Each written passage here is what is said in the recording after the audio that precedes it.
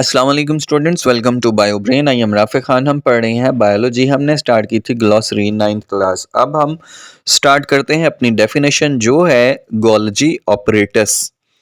Organelle in eukaryotic cell that process protein and prepare them for use both inside and outside this cell.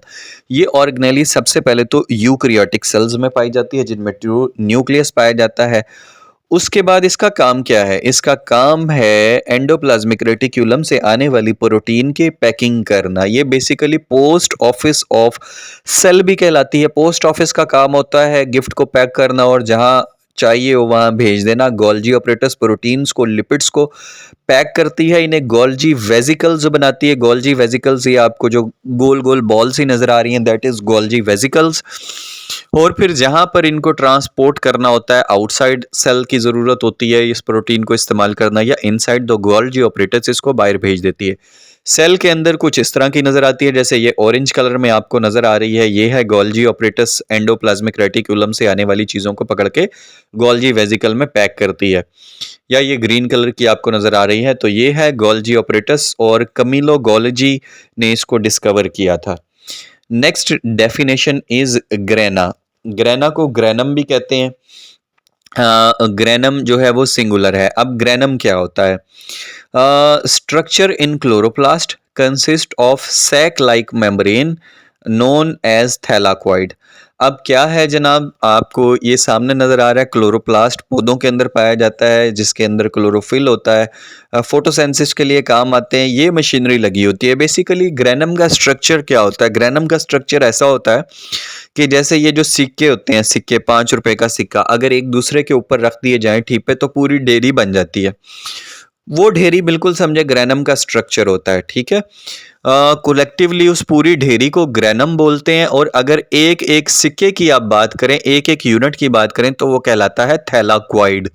Thylakoid को जमा करके जो एक ढेरी बनती है, दैट इज कॉल्ड ग्रेनम। और ग्रेनम फोटोसिंथेसिस के काम आता है, इसके अंदर फोटोसिंथेसिस होती है और सारे मामलात इसके अंदर देखे जाते हैं। आपको समझ आ गई होगी, ये पिक्चर में मैंने मुख्तलिफ किस्म के पिक्चर्स लगाई हैं। Now guard cell. Bean shaped cells in the epidermis of leaves, two guard cells surround the stomata.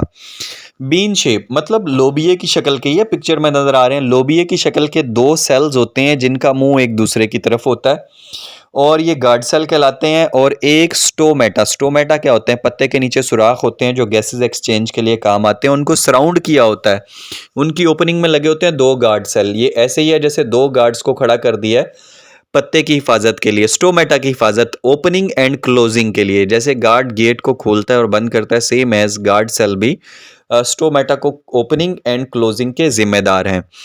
जब पानी भर जाता है गार्ड सेल के अंदर, तो ये इतने फूल जाते हैं कि इनके दोनों जो फोर हेड्स हैं, माथा टाइप हैं, वो एक दूसरे को क्या करते हैं? पुश करते हैं और स्टोमेटा ओपन हो जाते हैं। जब वो एक दूसरे को पुश करते हैं, दोनों के माथा टाइप आप समझें, या like four head, like projections है, बाहर निकला हुआ एरिया। बीन यानी कि लोबिये की शक्ल को आप देखें, तो ये जब पानी से भरे हुए होते हैं तो वो दोनों एक दूसरे को पुश करते हैं और दरमियान में सुराख बन जाता है, that is opening of stomata. आप समझे स्टोमेटा ओपन हो गया। और ये दिन के वक्त होते हैं मोस्टली, ज़्यादातर स्टोमेटा ओपन जब गैसेस एक्सचेंज हो रही होती है या वाटर वेपर्स ने पौधे में से बाहर आना होता है। और क्या होता है, जब स्टोमेटा का क्लोज करना होता है तो वाटर जो है बाहर निकल आता है इन दोनों गार्ड सेल से। जब वाटर बाहर निकलता है तो उनके फोरहेड्स नरम हो जाते हैं, जैसे गुब्बारे में से हवा निकाल लें तो वो नरम हो जाता है।